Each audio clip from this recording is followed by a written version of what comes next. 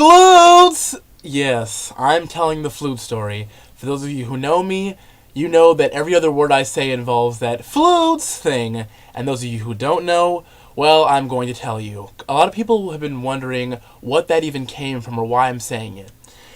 Well, my junior year in band, me and my band, we went to Disneyland for every year the band goes to Disneyland. Either we march or we go to one of the Disney studios.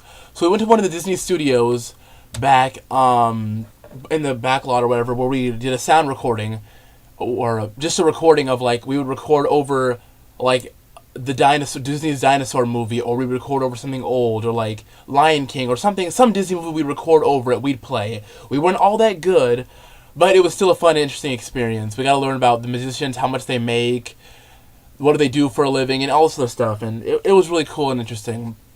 But when we were there was this guy. He was, I want to say in his 60s.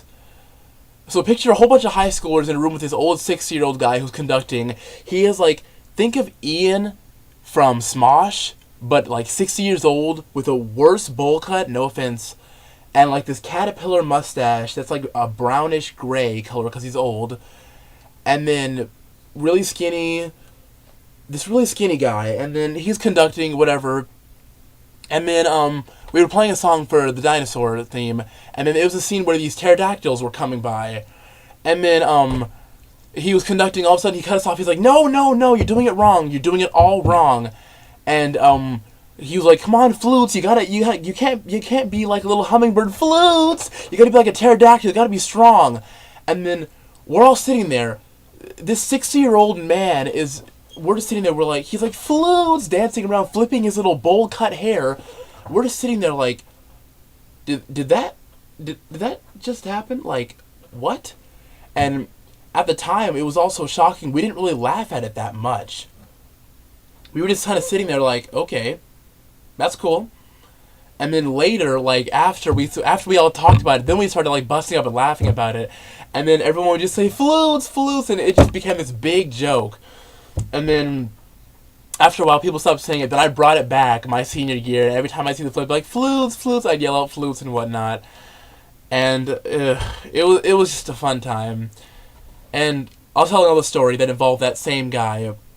You know the Mercado accent thing over music, the little upside down, like an A without the line, or the upside down V. Well, he's like, how do you guys know what that is? People call it the carrot, the upside down V, but in Disneyland we call it slap that sucker.